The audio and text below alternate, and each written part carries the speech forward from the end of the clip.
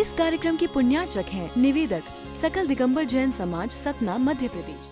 ओम नमः सिद्धेभ्यः।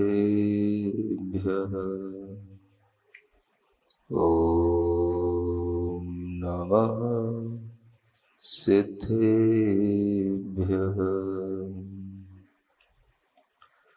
ओकारं बिन्दुसंयुक्तं नित्यं ध्यायन्ति योगिनः।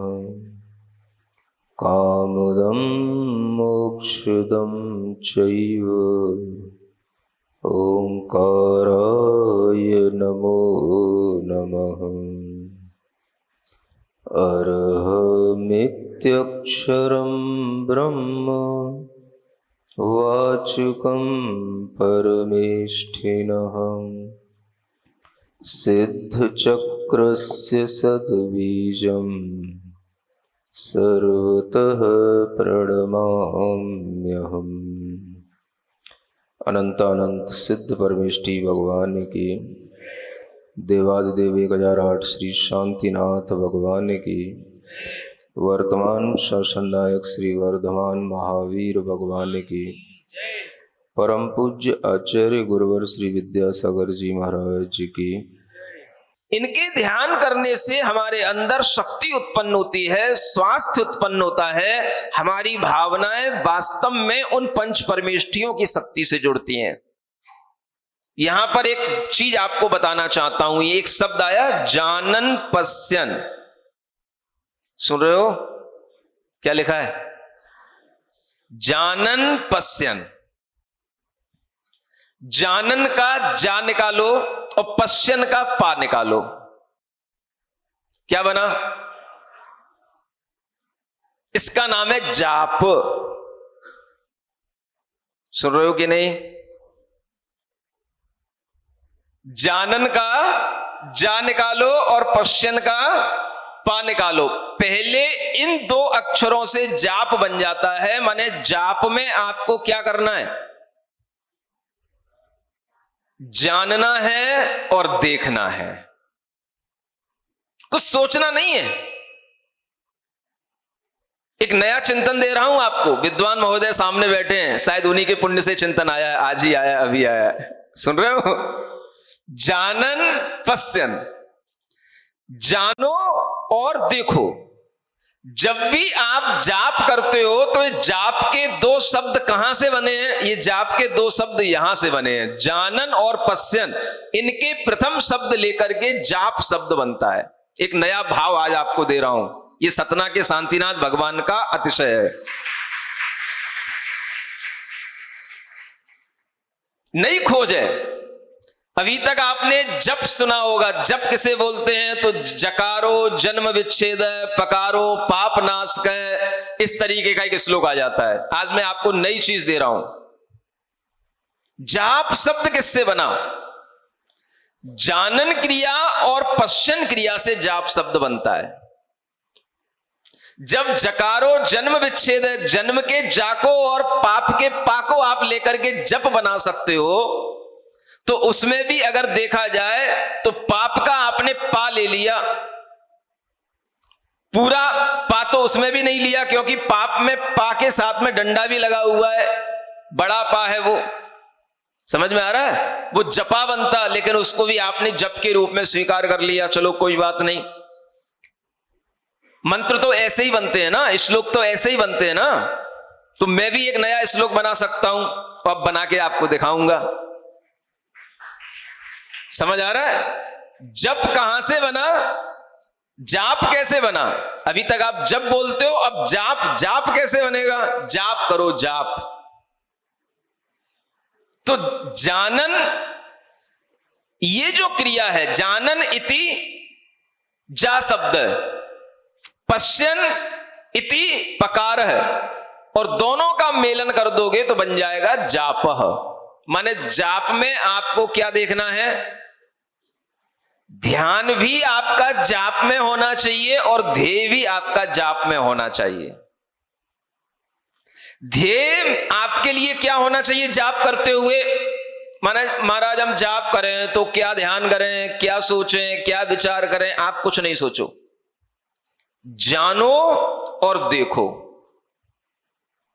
अब किसको जाने और किसको देखें? या तो आपके आसपास जो है उसको जानो देखो, और अगर आपको परमात्मा को जानना देखना है, उनका ध्यान करना है, उनके लिए जाप करना है, तो उनको जानो देखो। या उनकी जानने देखने की क्रिया पर अपनी दृष्टि ले जाओ कि वो जान रहे हैं, देख रहे हैं। कौन? अरिहंत भगवान, सिद्ध भगवान, सब क्या कर रहे हैं? जान रहे हैं और देख रहे हैं। और हम उन्हीं का ध्यान करने बैठे हैं, तो हमें भी क्या करना है? जानना है और देखना है। तो हम भी जान रहे हैं, देख रहे हैं। किसको? भगवान को हम सिर्फ जान रहे हैं और देख रहे हैं, और भगवान जो जान रहे हैं, देख रहे हैं, हम उसको भी जान रहे हैं, देख रहे हैं। इसके अलावा हमें कुछ करना ही नहीं है। इसका नाम है जाप। समझ में आ रहा है? अब ये जाप आपको कैसे कराई जाएगी? जब तक आप अरहम ध्यान में नहीं बैठोगे, अरहम ध्यान नहीं कराया जाएगा, तब तक आपको भीतर से जाप करने का भाव नहीं आएगा। ये जाप होती है मानसिक जाप। कई तरह की जाप होती है। एक वैखरी जाप होती है, एक उपांशु जाप कहलाती है, एक मानसिक जाप कहलाती है, और एक कहलाती है सूक्ष्म जाप। ऐसी 4 तरह की जाप होती हैं। सुन रहे हो? माला नहीं कह रहा हूं 4 तरह की, एक मोती की, एक माणिक की, एक पन्ना की, और एक तुम्हारे कपड़े किसकी बनी रहती है, धागे की, सूत की। 4 जाप। कौन सी जाप? एक जाप वह होती है जिसे हम वैखरी जाप कहते हैं, जिसे हम बोल बोल करके करते हैं, जिससे हम दूसरे को भी सुना दें, खुद भी सुन लें। हमने बोल रहे हैं नमो अरियंताड़म नमो सिद्धाड़म। ये क्या है? नमो अरियंताड़म नमो सिद्धाड़म, ओम अरहम ओम अरहम ओम अरहम नमः, ओम ह्रीम श्रीम अरहम नमः। ये सब क्या है? ये सब वैखरी जाप है। जब हम बोलेंगे, हम सुनेंगे भी और हम बोलेंगे भी। हमारी जाप को कोई दूसरा भी सुन सकता है, तब तक वो कौन सी जाप है? वो वैखरी जाप है। समझ आ रहा है? दूसरे नंबर की जाप होती है उपांशु जाप। उपांशु जाप में आपके ओठ नहीं हिलेंगे, लेकिन भीतर से आपकी जिह्वा हिलेगी, शब्द आपके निकल सकते हैं, लेकिन वो भीतर ही रहेंगे। करके बताओ।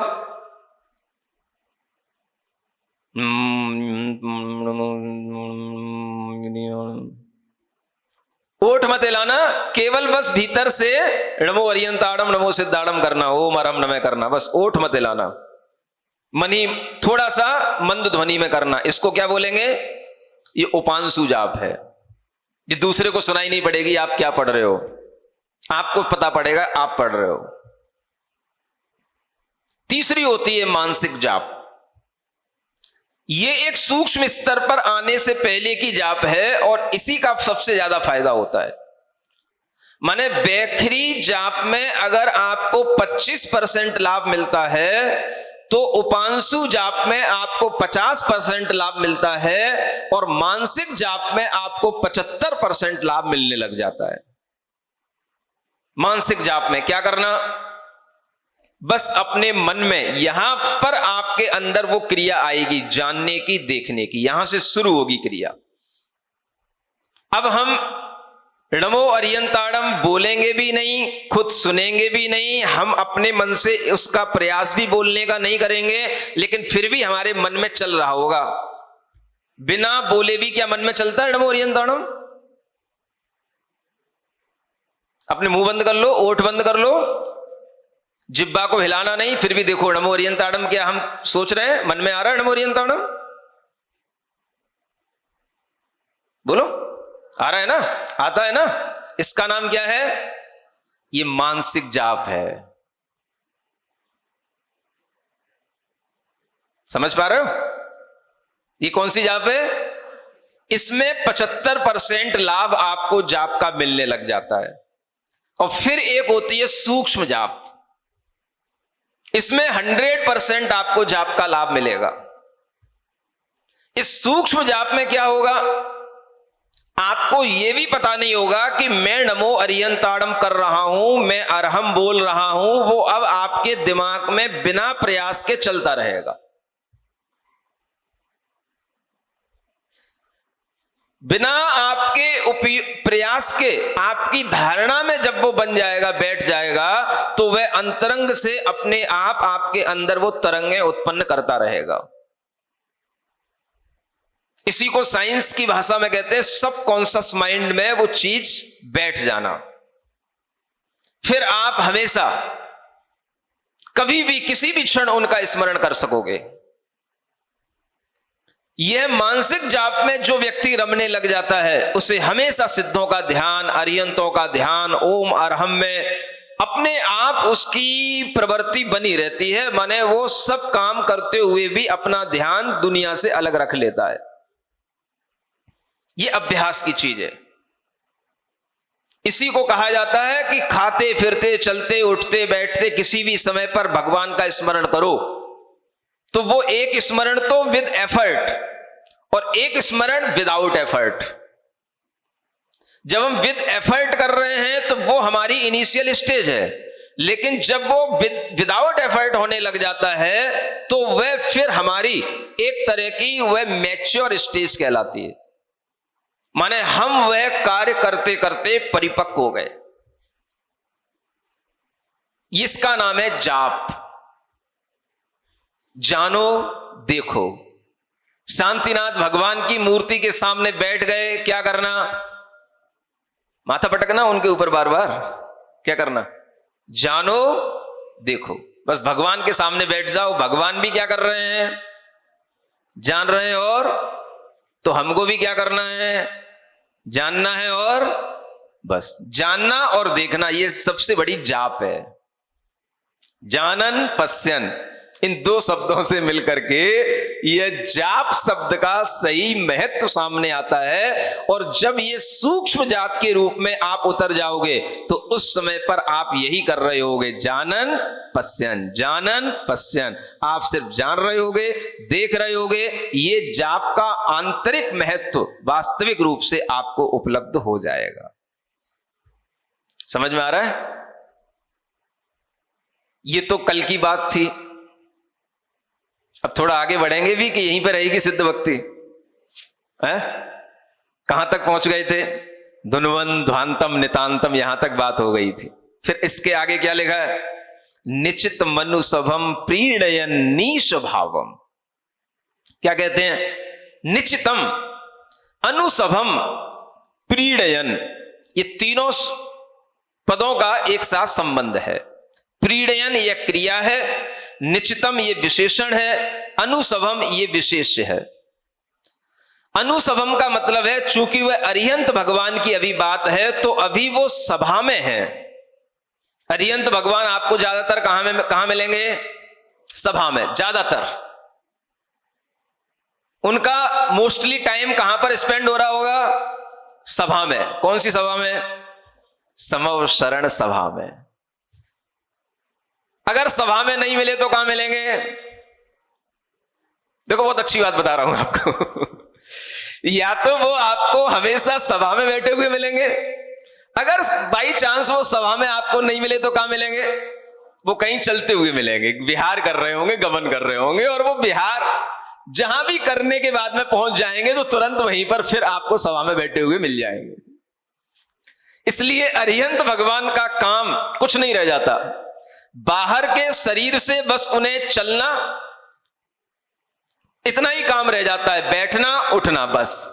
लेकिन भीतरी उनकी क्रिया क्या चल रही है? आत्मा की जानना देखना। और वह अरिहंत भगवान या तो आपको बैठी हुई स्थिति में मिलेंगे या आपको चलती हुई स्थिति में मिलेंगे, और कोई तीसरा काम करते हुए नहीं मिलेंगे। बताओ कोई और तीसरा काम करते क्या? कभी सोते हुए मिलेंगे क्या? बोलो तो। भगवान सोते हैं क्या? नहीं सोते। पक्का? कौन से भगवान नहीं सोते? जो वास्तव में भगवान है वो कभी भी नहीं सोते, सो ही नहीं सकते। सो जाएंगे तो जानने देखने की क्रिया छूट जाएगी। और जब तक जान रहे देख रहे हैं, भला वो सो कैसे सकते हैं? जागृति इसी का नाम है जो जानता रहे और देखता रहे। जैसे सामने चक्कर लगाने वाला एक कोई कोतवाल होता है, आपसे कहता है जागते रहो, फिर भी आप सोते रहते हो और सुनते रहते हो। क्या कह रहा है वो? जागते रहो। ऐसे ही भगवान जो होंगे वो हमसे क्या कह रहे हैं? जानते रहो, देखते रहो और इसके अलावा कुछ मत करो। लेकिन फिर भी हम सब कुछ करते रहते हैं। समझ आ रहा है? जैसे आपके द्वार का, घर का, कॉलोनी का कोई गार्ड आपके लिए कहता रहता है जागते रहो, लेकिन फिर भी आप सुनते भी रहते हैं और सोते भी रहते हैं। और आपको पता है ये क्यों कहा जा रहा है? जागते रहने का मतलब है अपनी सुरक्षा में रहो। इसी तरह से जिनवाणी हमेशा हमसे कहती रहती है जानते रहो, देखते रहो, लेकिन फिर भी हम सब करते हैं। खाते भी रहो, पीते भी रहो, लड़ते भी रहो, झगड़ते भी रहो, सब करते रहो। लेकिन हमें ध्यान रखना है वास्तव में हमें करना क्या है। जिनवाणी हमें बार बार क्या कहती है? बोलो। जानते रहो, देखते रहो। जब तक जानते देखते रहोगे तो जागते रहोगे। एक बार भगवान आत्मा जाग गया तो फिर वो हमेशा जानता देखता रहता है। जब तक उस भगवान आत्मा में जागृति नहीं आती है तब तक उसमें जानने देखने की क्रिया उसका स्वभाव होते हुए भी उसे पता नहीं रहती है, क्योंकि वो जानने देखने के अलावा सब कुछ कर रहा है। बोल रहा है, खेल रहा है, खा रहा है, पढ़ रहा है, सीख रहा है, सिखा रहा है, लेकिन वो नहीं कर रहा है जो उसे करना। क्या नहीं कर रहा है? बड़े बड़े समयसार पढ़ने वाले पंडित लोग भी ये क्रिया नहीं करते हैं, और पूरे समयसार में इसके अलावा कुछ है ही नहीं है। पूरे समयसार का सार है ये जानना देखना। ऋणाणम दंसणम, ऋणाणम दंसणम। ज्ञान गुण से जानो, दर्शन गुण से देखो। और ये जानने देखने की क्रिया जो कर रहा है वो जाग रहा है। इसलिए अरियंत भगवान और कोई तीसरा काम करते नहीं। बाहर से अगर उनके कोई पोस्चर दिखाई देंगे, कोई उनकी दो एक्टिविटी दिखाई देंगी, तो कौन सी?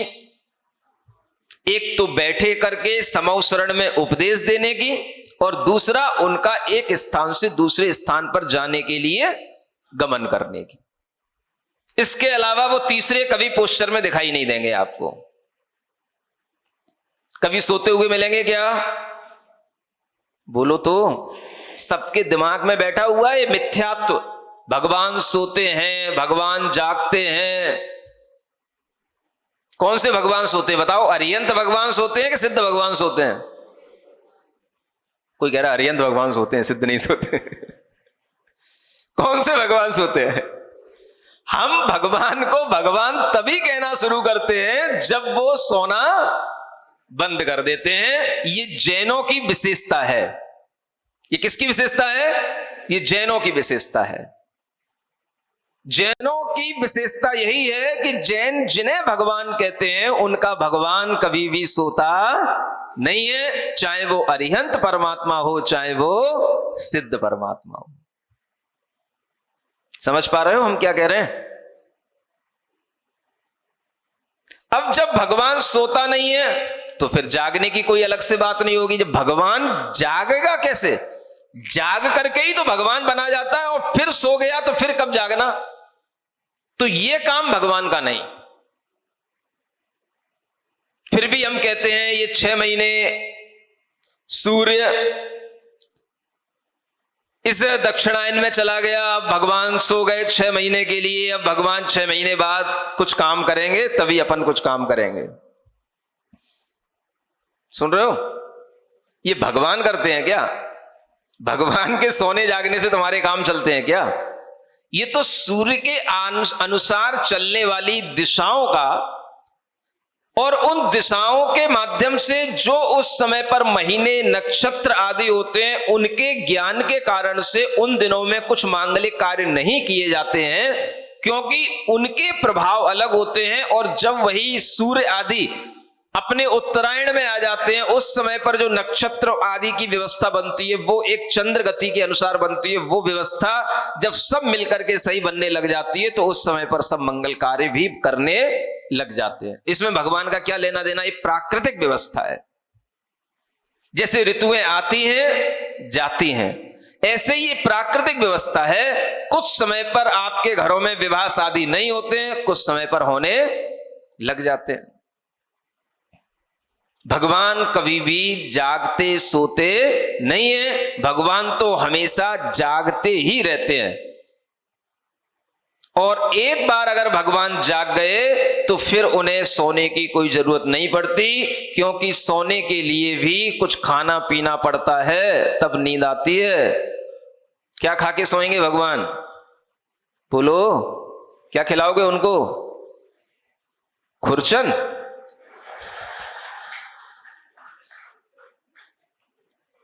बड़ी फेमस है भाई। थोड़ी थोड़ी खुरचन तो सहपरा से ही शुरू हो गई थी, लेकिन वहां जब कभी मिलती थी, जब कभी देखने में आती थी। लेकिन जब से इस एरिया में प्रवेश किया तो खुरचन रोजाना दिखाई देती। भाई खुरचन यहाँ का बेस्ट डिश है। क्या खिलाओगे भगवान को? रबड़ी, खोआ, खुरचन, क्या खिलाओगे? जब ऐसी चीजें खिलाओगे तभी नींद आएगी। दाल का पानी पीने से क्या नींद आएगी उनको? तो फिर भगवान को सुलाने के लिए, सोने के लिए भी कुछ गरिष्ठ खाना पड़ेगा। तो भगवान क्या खाते हैं, पीते हैं, नशा करते हैं? गांजा पिएंगे कि चिलम पिएंगे कि दारू पिएंगे, तब भगवान को नींद आएगी भाई, जैसे तुम्हें आती है? बताओ तो। समझो भगवान क्या है, क्या कर रहा है। हमारे दिमाग में जिंदगी भर नमो अरियंताड़म सिद्धाड़म चलता रहता है, लेकिन फिर भी भगवान के बारे में हम वही सोचते हैं जो हमारे मिथ्यात्व भाव से हमारे अंदर आता है। इसलिए ये जान लो कि अरिहंत भगवान कभी भी खाते नहीं, पीते नहीं, सोते नहीं, सो करके जागते नहीं। हमेशा उनके लिए एक ही क्रिया भीतर से चलेगी, जानने और देखने की। और जब तक अरिहंत अवस्था है तो दो क्रिया हमें बाहर से दिखाई देंगी, एक बोलने की और एक चलने की, बस। और शरीर छूट गया तो कौन सी क्रियाएं छूट गई? बोलना छूट गया, चलना छूट गया, बचा क्या? अब जानना देखना रह गया। इसका नाम है प्योर सोल, सिद्ध भगवान, सिद्ध आत्मा है। समझ आ रहा है? आ तो रहा है, जब भी भीतर से हर्ष होता है। ये सिद्ध भगवान अब क्या कर रहे हैं? अब इनको चलना भी नहीं है, इनको बोलना भी नहीं है। समझ आ रहा है? क्योंकि ये चलना बोलना किसके आश्रित होता है? जब तक ये फिजिकल बॉडी हमारे साथ होगी तब तक चलता है। और ये छूट गई, अब ओनली प्योर सोल रह गई। अब उसमें कुछ भी नहीं है। अब वो क्या कर रहे हैं? Only to know, only to see, बस। इसके अलावा और कोई काम नहीं अब उनका। समझ पा रहे हो? धीरे धीरे आएगा, आना चाहिए। अब भगवान के लिए यहां कहा जा रहा है उनकी सभा कैसी है? निश्चित माने खचित है, भरी पड़ी है। भरी पड़ी है होने का मतलब कहीं पर भी कोई खाली स्थान नहीं है, कोई स्पेस नहीं है। जितने योजन की वह सभा होगी वो भरी पड़ी रहेगी। 12 कोठे हमेशा फुल रहेंगे। सुन रहे हो?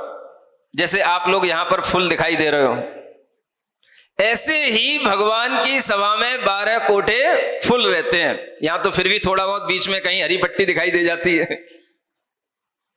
अगर ये बाहर बैठने वाले लोग भीतर बैठने लग जाएं तो बिल्कुल हाउसफुल हो जाए, लेकिन उन्हें कुर्सियां नहीं मिलेंगी। शायद एक गढ़धर का कोठा अलग बना रखा है।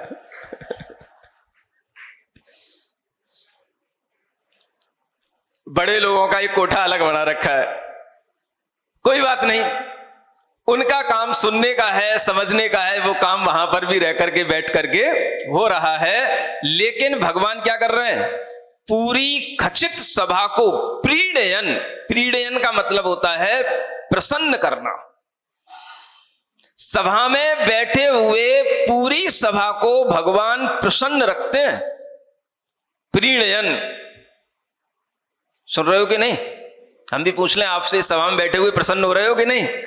हाँ, मतलब भगवान महावीर स्वामी की सभा के अनुरूप ही यह सभा चलनी चाहिए। आ रहा है समझ में? और आने वाले दिनों में अब आपको ये ध्यान रखना चाहिए कि वह भगवान की सभा में जिस तरह से हमेशा प्रसन्नता रहती है, ऐसे ही आने वाले दिनों में आपके चेहरों पर यहां बैठे हुए हमेशा प्रसन्नता दिखाई देनी चाहिए। उपदेश सुनने वाले लोगों के मन प्रसन्न रहने चाहिए, कोई उदासी नहीं होनी चाहिए, कोई चिंता नहीं होनी चाहिए, कोई भय नहीं होना चाहिए, बिल्कुल प्रसन्न मन होकर के यहां पर दिखना चाहिए। समझ में आ रहा है? भगवान क्या करते हैं? सभा को बैठे बैठे प्रसन्न रखते हैं। शांति से बैठे होंगे तो भी सभा देख करके प्रसन्न होगी, और बोल रहे होंगे तो भी और प्रसन्न हो जाएगी। फिर तो कहना ही क्या है? जब भगवान 66 दिन बाद बोले तब सभा कितनी प्रसन्न हुई, क्या आनंद हुआ, उसका तो कहना ही क्या। भगवान पूरी सभा को प्रसन्न रखते हैं, ये यहां पर बताया गया है। माने प्रसन्नता होना सभासदों का प्रमुख कार्य है, और वो कार्य डिपेंड करता है उस वक्ता पर जो उन सभा का मुखिया है और उस सभा को प्रसन्न करने में माहिर है। समझ आ रहा है? माने आपको भी सभा में क्या रहना है? हाँ, अध्यात्म सीखो, लेकिन अध्यात्म का मतलब ये नहीं है कि मुंह बना के बैठ जाओ। नहीं समझ में आया? अरे भाई, आध्यात्मिक हो रहे हैं, स्पिरिचुअल हो रहे हैं, थोड़ा जानने देखने लगे हैं, तो बिल्कुल उदास होकर के नहीं बैठना है। जानना देखना भी तो प्रसन्नता के साथ हो सकता है ना। भगवान उदास होकर के जानते देखते हैं, प्रसन्न होकर के? हमेशा बिल्कुल चेयरफुल मिलेंगे भगवान, चाहे वो किसी चेयर पर बैठे हो या ना बैठे हो, लेकिन ऑलवेज कैसे भगवान? चेयरफुल, प्रसन्न हृदय रहता है उनका। और यही बात आपको समझ में आनी चाहिए, यही आपका यहां पर बैठकर के प्रसन्नता से सुनने का भाव होना चाहिए। श्रोता का सबसे बड़ा गुण क्या है? प्रसन्न मुख। तो वक्ता को भी प्रसन्नता होती है कि हाँ भाई, श्रोता प्रसन्न होकर के सुन रहे हैं, तो फिर वक्ता भी प्रसन्न होकर के सुनाता है।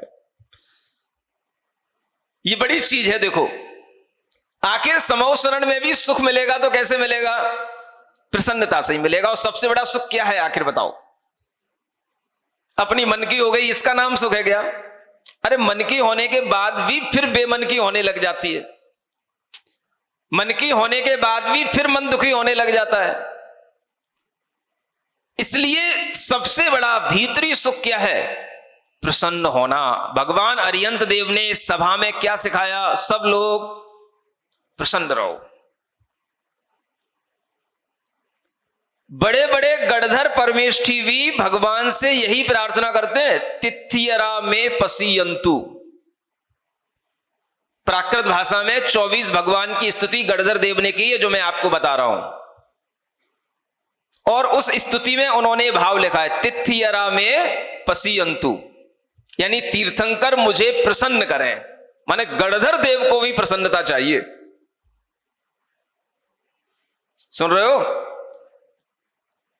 गढ़ के बाहर बैठे हुए लोगों, चाहे कितनी भी उम्र के हो, चाहे किसी भी तरह से कोई भी मन में किसी भी तरह का भाव चल रहा हो, चाहे घुटनों में दर्द हो, चाहे कंठ में दर्द हो, कुछ भी हो, लेकिन क्या रखना है? प्रसन्नता बनाए रखो। भगवान से क्या मांगो?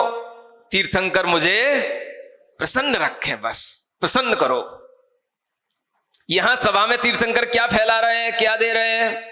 प्रसन्नता दे रहे हैं। प्रसन्न रहो, खुश रहो। ये खुश रहना सबसे बड़ी जरूरत है। चिंता में पड़ जाना सबसे बड़ी जरूरत नहीं है। जैसे उपश्रेणिक चिंता में पड़ गया, अब चिंता में पड़ गया तो परीक्षा में परीक्षा लिए जा रहा है, एक परीक्षा के बाद दूसरी परीक्षा, फिर तीसरी परीक्षा, फिर चौथी परीक्षा। कितनी हो गई थी कल तक? 4 हो गई थी, याद है मतलब आपको? एक परीक्षा और बची थी, 5वीं परीक्षा। ज्योतिषी ने कहा तुम संतुष्ट हो जाना, 5 परीक्षाएं ले लेना, संतुष्ट हो जाना अपने मन में कि तुम्हारा कौन सा बेटा योग्य है। और तो ज्योतिषी के कहे अनुसार उसने परीक्षा ली। 5वीं परीक्षा में वो कहता है अपने बेटों को बुला करके, बेटा एक ही पिटारा रखा हुआ है, कुछ उन्होंने, पिटारा समझते हो ना, कोई चीज मतलब बर्तन में कुछ बांध दिया कपड़े अपड़े से, और उसमें कुछ सामग्री रख दी खाने की, और एक जो है कुछ ऐसा ही कलश टाइप का रख दिया, उसको भी मुंह से ऊपर, उसका भी मुख ऊपर से बांध दिया, और उसमें पानी रख दिया, और सब बेटों को बुला करके कहा बेटा यहां पर ये सब खाने की और पीने की सामग्री रखी है, इसको खा पी लो। तो सब बेटे आए, सबने ऊपर ऊपर का वो जो ढक्कन था या कपड़ा था सब हटाया, और उसमें से सामग्री निकाली, उसमें से पानी पिया और चलते बने। बोले पिताजी ने कहा था इसमें से खा लो और पी लो। आप क्या करते बताओ? हम भी यही करते, इसलिए तुम कभी राजा बन नहीं सकते। जो राजा बनने वाला है वो ये सोचता है कि आखिर खाने पीने के लिए इस तरह से क्यों बुलाना, और ये बेटों को ही क्यों बुलाया जाता है और किन्हीं को क्यों नहीं बुलाया जाता है साथ में। ये भी एक सोचने की बात है। और ये सोच किसमें पैदा होगी? जिसमें कुछ योग्यता होगी। जब वो सामने अपनी रखी हुई उस पिटारे को, उस कलसे को देखता है और सोचता है इसमें से हमें खाना है पीना है, फिर मुंह क्यों बंद कर रखा है इसका? अगर मुंह बंद कर रखा है तो इसका मतलब है कि कहीं हमारी परीक्षा ली जा रही है, बिना इसका मुंह खोले हमें खाना है और बिना मुंह खोले इसका पानी पीना है। ये भाव आ गया किसके अंदर? श्रेणिक के अंदर। तो उसने क्या किया? उस बर्तन को हिलाया डुलाया, थोड़ा उल्टा किया, इधर उधर किया, और उसमें से जो सामग्री गिर गई उनसे वो उसने भोजन, उसको खा लिया। समझ आ रहा है? ऐसे ही बिना मुख खोले हुए उस कलसे के पानी को उसने निकाल लिया और पी लिया। यही कहा गया था इसमें से खा लेना, इसमें से पी लेना। लेकिन उसने किस होशियारी के साथ किया कि उसने ऊपर का जो कपड़ा लगा हुआ था उसको नहीं हटाया। जब राजा उपश्रेणिक के पास में समाचार दूतों के माध्यम से पहुंचा तो राजा उपश्रेणिक अब सोच में पड़ गए कि अब तो ये निश्चित ही हो गया है कि राजा बनने योग्य कौन है? श्रेणिक है। लेकिन मैं वचन दे चुका हूं ये चिलाती के लिए, अगर मैं इसको राजा नहीं बनाऊंगा तो मेरी बात की साख नहीं रह जाएगी, लोग मुझ पर विश्वास नहीं करेंगे, मेरे लिए एक बहुत बड़ा कलंक लग जाएगा। जैसे रामचंद्र जी अपनी बात की साख पर, दशरथ जी अपनी बात की साख पर थे, वैसे ही राजा उपश्रेणिक के सामने आ रहा है। अब वो चिंता में पड़ा। अब चिंता में पड़ेगा तो क्या होगा? आदमी चिंता की शक्ल में अपने आप दिखने लग जाता है। एक बार उसने 2 मंत्रियों को बुलाया जो बड़े समझदार थे। उनका नाम ही था, एक का नाम था सुमति। क्या नाम था? हाँ, जिसकी बहुत श्रेष्ठ मति थी उसका नाम था सुमति, और एक का नाम था मति सागर। बुद्धि का तो वो सागर ही है। ऐसे 2 मंत्रियों को बुलाया और उनके सामने बैठ गया, चिंतातुर होकर के, बड़ी चिंता का मुख लेकर के, और कहने लगा मुझे वैसे कोई चिंता नहीं है लेकिन एक चिंता सता रही है। तो वो मंत्री कहने लगे महाराज आपको और चिंता? ना आपका कोई शत्रु राजा है, ना आपके घर में किसी चीज की कमी है, ना पड़ोसी कोई राजा आपके ऊपर आक्रमण करने वाला है, ना आपके पास में कोई सेना की कमी है, ना राज्य में खजाने की कोई कमी है, ना आपके घर में पुत्र पुत्रियों की कोई कमी है। चिंता कहां? किस बात की चिंता? लेकिन जब चिंता दिखाई दे रही है तो पूछना तो पड़ेगा। तब मंत्रियों के पूछने पर राजा ने कहा मेरी चिंता कुछ दूसरी है। सुन रहे हो? सबको पता है क्या है? सिरिजिणवाणी जग कल्याणी जग जन मदतम मोहरी जणमण हारी गढ़हर हारी जम जरा भव रोग हरि तिथियराणम दिव्यझुणिम जो पढ़ई सुणई मय्ये धारई णाणम सौख मणंतम धरिय सासद मोक्ष पदम पावई सासद मोक्ष पदम पावई। ज्ञाता दृष्टा भाव की प्रैक्टिस करने के लिए आपको जो 5 दिन का स्वात्म साधना शिविर तैयार किया जा रहा है, इसमें आपको एडमिशन लेना होगा है ना। हाँ, क्योंकि वहां पर इसके अलावा और कुछ नहीं करना होगा, सिर्फ वहां पर ज्ञाता दृष्टा ही बनना होगा।